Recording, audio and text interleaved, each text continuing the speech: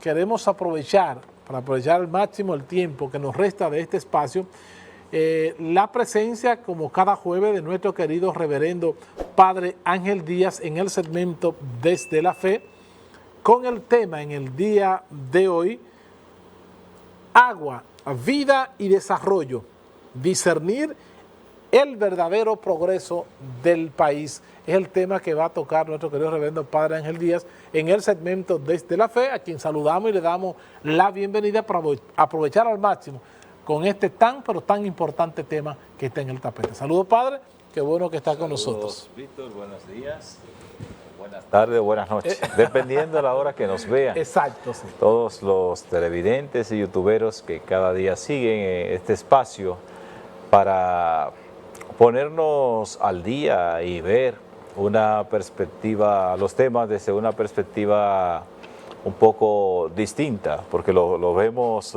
desde la fe, no vemos cada tema quizás en su ámbito común de la controversia y ese tipo de cosas, sino lo que tratamos de dar una opinión, un punto de vista un poco más conciliador en relación a los diferentes temas. Así es, sobre todo con mucha objetividad.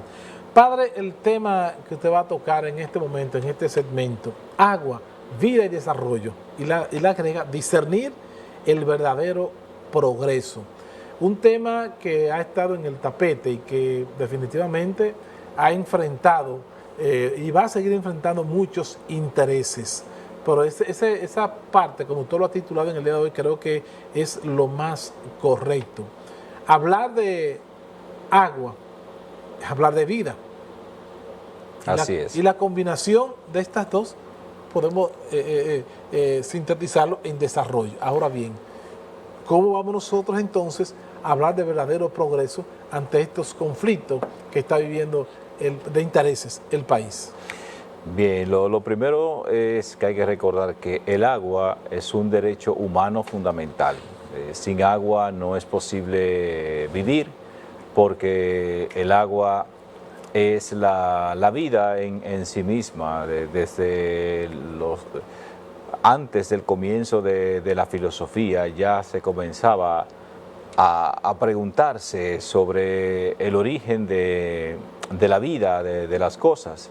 Y algunos filósofos descubrieron, o más bien concluyeron, que el agua era el principio de todo, porque el agua está en todo. El agua está en el cuerpo humano. Si uno no bebe agua se muere de sed, de inanición. Si el agua está en las plantas, los animales la necesitan. Todo, donde quiera y donde hay agua se ve el florecimiento de las cosas. Y la conclusión fue simplemente: el agua es el principio de todo. O sea, en el agua está el principio vital de todas las cosas. Por tanto, podríamos decir, a partir de esa reflexión antiquísima de los primeros filósofos, que el agua es el principio de la vida. Ahora, la vida, que se manifiesta de muchas maneras, la vida humana, vida animal, vida vegetal, y esas tres formas fundamentales de la vida compartimos los que vivimos en este planeta. No podemos hablar de otros planetas porque a ciencia cierta, al menos el público general no conoce formas de vida en otras partes.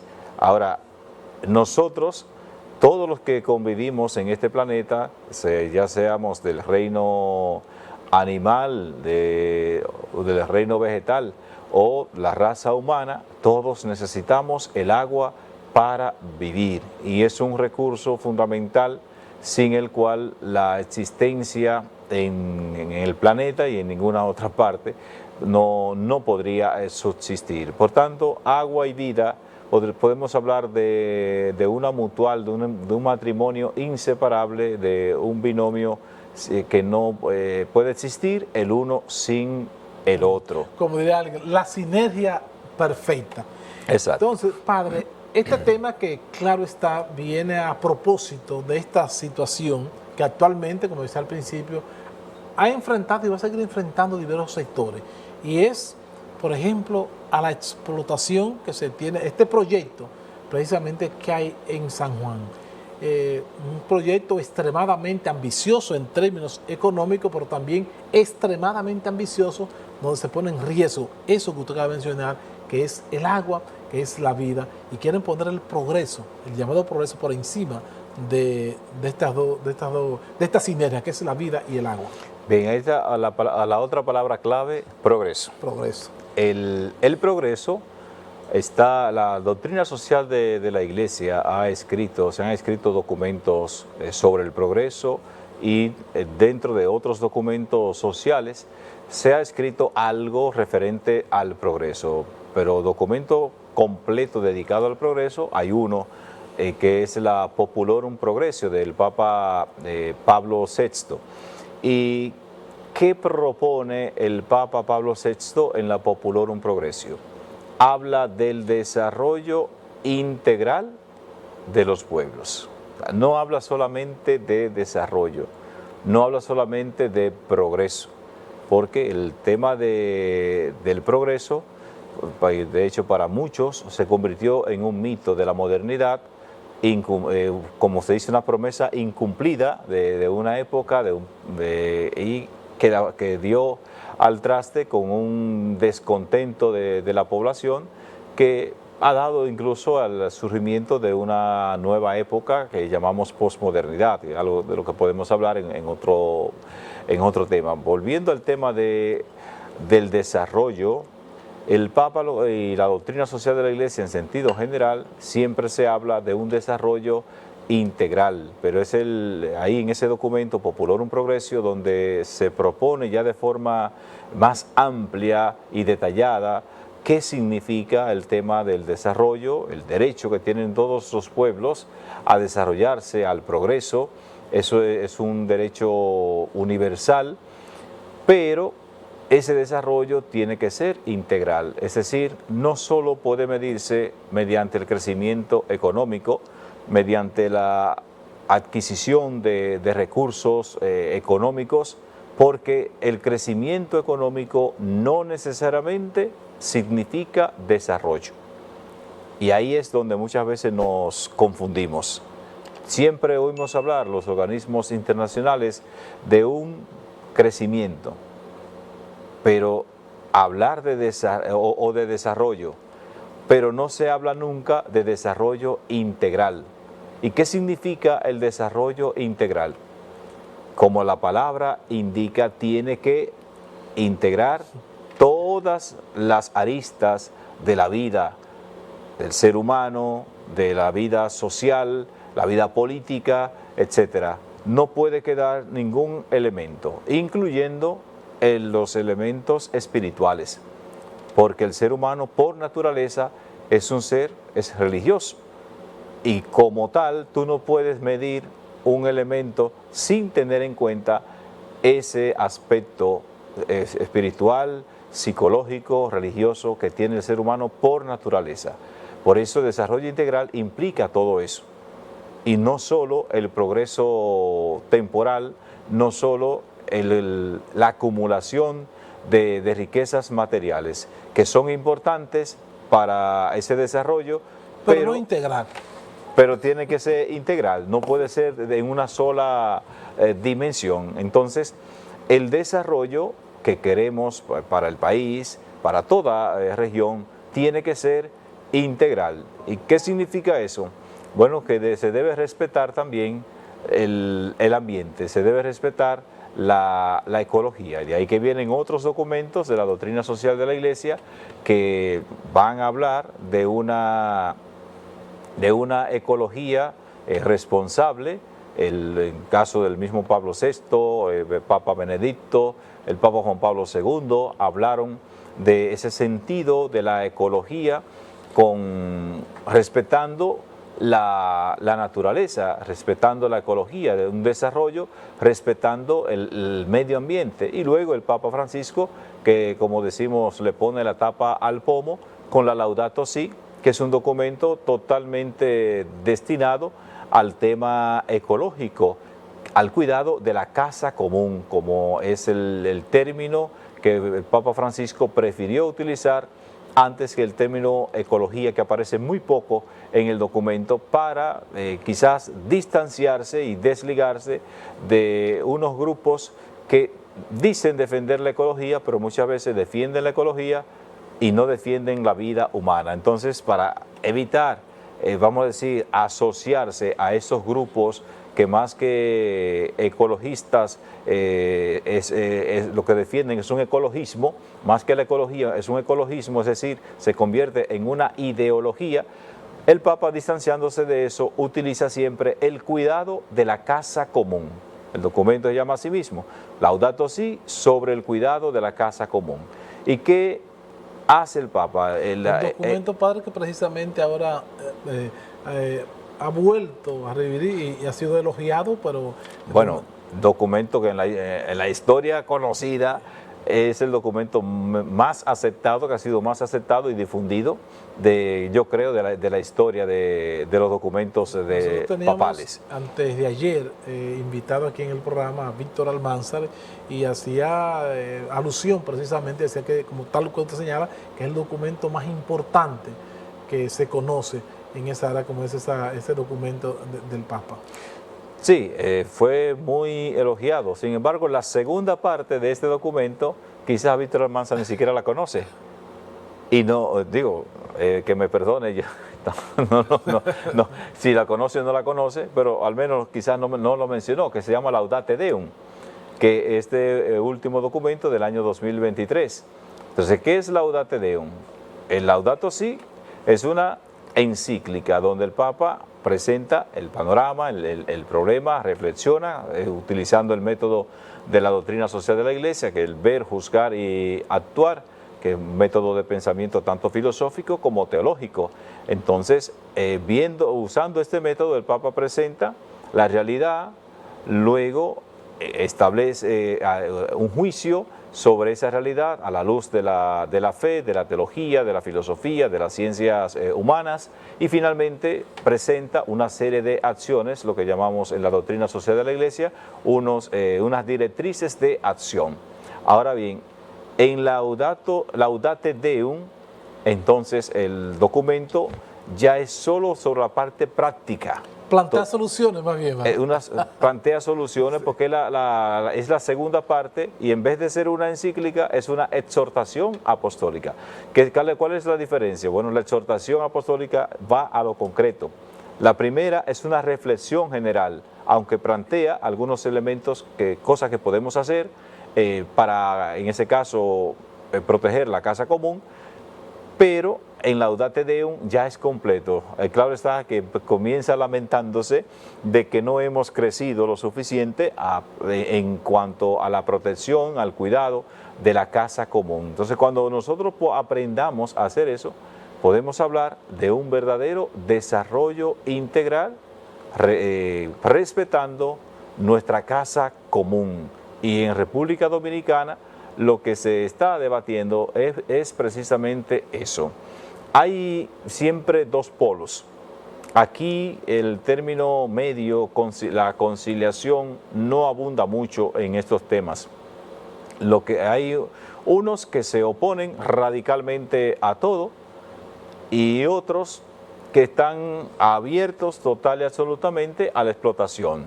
Entonces vimos, el presidente ha tomado una decisión de echar para atrás o de paralizar de todo tipo de actividad, de estudio, lo que sea, en la zona, y claro, la mayor parte de quienes se oponen al proyecto, entonces aplauden. Están aplaudiendo. Como decimos, para una especie de pleonasmo, aplauden con ambas manos. No se puede aplaudir con una sola, pero se aplauden con ambas manos. Pero hay otros, los empresarios, inmediatamente dijeron, no estamos de acuerdo. Claro. El desarrollo, el progreso. Son empresarios, sí. El progreso. El ministro de Hacienda dice, no, esa es una vía para aumentar los ingresos del Estado. Y otros que se autodefinen como pro minero, como el presidente del Senado. Exactamente. Están de acuerdo en la explotación. Entonces, ahí viene el discernimiento. ¿Pensaría usted entonces, por ejemplo, porque hay muchas cosas como que a veces chocan, el presidente toma esta decisión en base a en principio, para la ley, lo que dice la ley, y después por la protesta de todo San Juan, yéndonos ya al caso específico de San Juan? Entonces, vemos que el presidente del Senado, que es de su partido, que es de su equipo, podemos decir, entonces se autodefine como pro-minero. Entonces el presidente viene posteriormente a eso y toma esa decisión. Me gustaría ver la socialización entre uno y otro que hace el presidente con personas, por ejemplo, como el caso del presidente del Senado y de otros, que chocan las posiciones. Bien, pero lo primero es que hay que recordar la libertad que tiene cada uno de pensamiento y de expresar. Claro, con eso yo no estoy diciendo que porque yo soy el presidente, usted tenga que estar de acuerdo conmigo. Pero como que a veces... Sí, siempre se estila que cuando un partido está gobernando y toman decisiones, entonces los que pertenecen a ese partido apoyen religiosamente esa decisión. Que no es este el caso. En este no es este el... O por lo menos lo que podemos percibir, ¿verdad? Lo que se percibe al menos. Entonces, recordemos que el presidente del Senado es de una provincia minera. Ahora, ¿cuál es la suspicacia que hay en cuanto a las mineras y el progreso que Ese sí sabe. Que se ofrece? Sí. Que las provincias o los pueblos mineros de nuestro país están sumidos en la pobreza. Entonces le luce al presidente del Senado. Yo creo que no sería autodefinirse como pro-minero. El más indicado para decirlo, porque si vamos a Cotuí, Cotuí es un pueblo que uno no le nota desarrollo. Cuando ahí están sacando miles de millones de pesos en oro, se está sacando de ahí y no es desde ahora, estamos hablando de años que ahí se está sacando oro. Yo no puedo decir cifras de cuánto se ha sacado, pero yo sé que se ha sacado mucho. Yo estoy esperando las declaraciones de Héctor Acosta, que diga lo mismo que... Lo mismo sucede, ya que él lo menciona, en Bonao, con la Rosario Dominicana. Bueno, en el único país que ha quebrado una mina de oro es en República Dominicana. Bueno, la Rosario... La Rosario quebró. Una mina de oro, el único sitio que ha quebrado es en República Dominicana. Entonces, en Bonao tampoco se nota ese desarrollo cuando la ley indica que el 5% de lo que se saca de ahí, de las ganancias de lo que se saca, debe ir al municipio donde se encuentra la mina. Eso no sucede en Cotuí, no sucedió en Bonao, no sucede en Maimón, en ninguno de esos pueblos se está haciendo eso. Yo creo que eso es lo que lleva también a la desconfianza, a que te dicen una cosa y luego finalmente hacen otra. Y el que no conoce, padre, usándome el término, un carajo sobre la minería, lo único que puede ver en las condiciones que está Cotuí y en las condiciones que está Bonao. Eso te permite a ti entonces hacer un análisis sin conocer nada, siendo un neófito en este tipo de situaciones. Miren a Cotuí, miren a Bonao y ya. Sí, porque siempre se habla de una minería responsable. Pero el asunto es, en este caso se dice que no será minería a cielo abierto, que es la más dañina, como el caso de Cotuí y la misma Rosario en Bonao.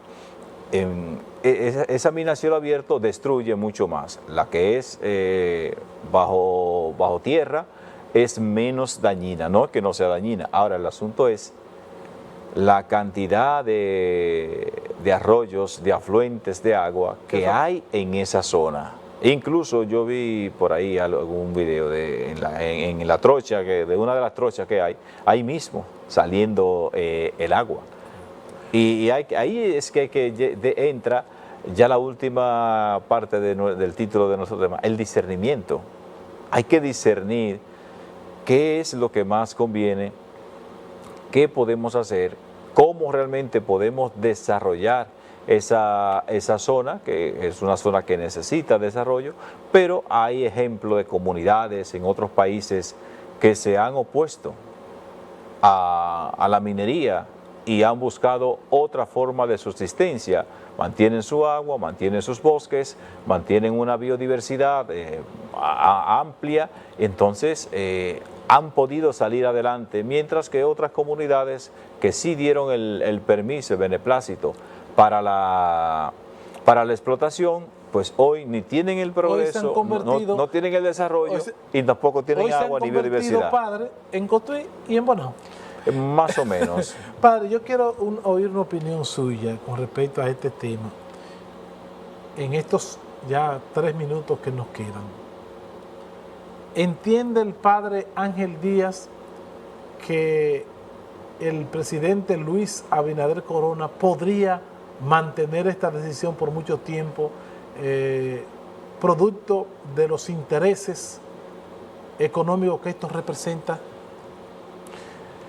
El problema aquí no serán los intereses, el problema aquí será la ley. La decisión del presidente es una decisión tomada en contra de la ley. Hay permisos que no son dados, esos permisos no fueron dados ahora. Esos permisos vienen desde hace muchísimos años. Desde hace cerca de 20 años se están dando permisos en esa zona.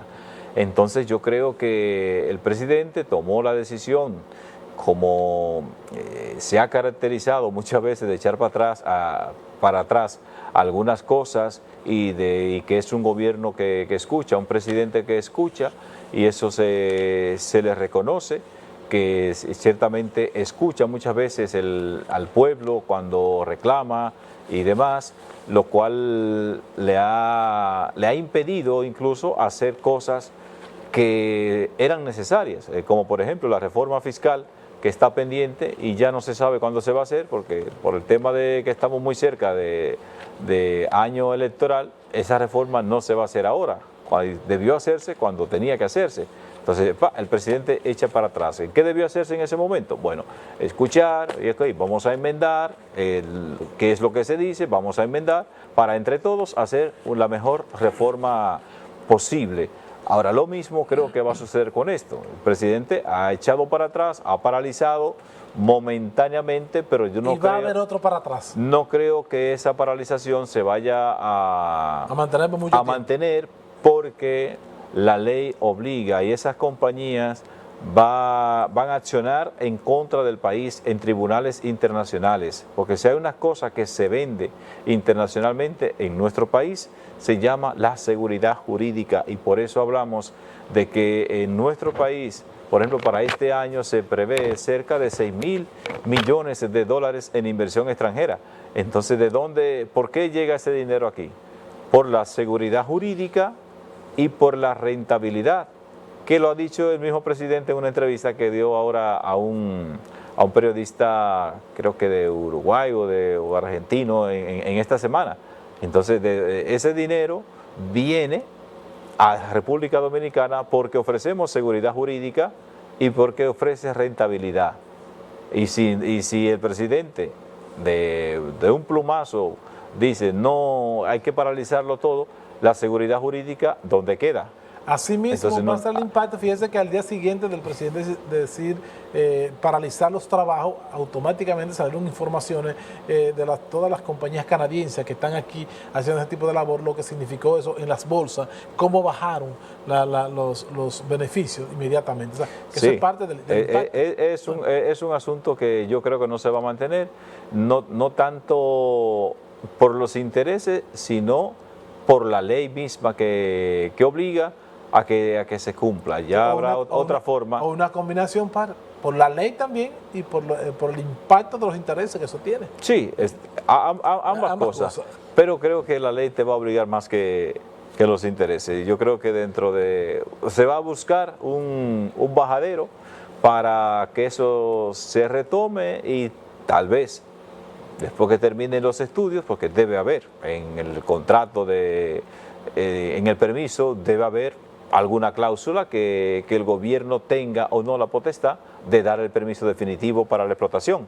Entonces es posible que esa cosa nosotros no la sabemos porque no hemos visto la redacción de los permisos, y creo que es posible que al final encuentren un bajadero de tal vez decir que no se va a explotar por el momento, pero hay finalmente unos 20 legisladores ya han sometido un proyecto para declarar esa zona protegida, pero siempre poniendo candado después que nos roban. Sí. Bueno, el padre ha sido bastante claro, no hay razón para interpretar, pero yo voy a decir que con la respuesta del padre, ha dicho que sí, que el presidente Luis Abinader en cualquier momento se estará retractando de eso que ha dicho. Más o menos. Y va a ser también respetuoso de la ley y una manera de llegar a acuerdo con los intereses que representan esas inversiones. Así es. Vale. Gracias, padre Ángel Díaz, por compartir con nosotros como cada jueves este importante segmento desde la fe con este importantísimo tema. Víctor Puntiel, junto a un equipo de experimentados profesionales, hacen de Contacto Diario la revista matinal más completa de la televisión regional. Entrevistas, análisis, comentarios, reportajes, deportes, farándula y todo el acontecer nacional e internacional. Estás en Contacto Diario de lunes a viernes de 8 a 9:30 de la mañana por el canal 8 de Telenor. Contacto Diario, la revista matinal más completa de la televisión regional.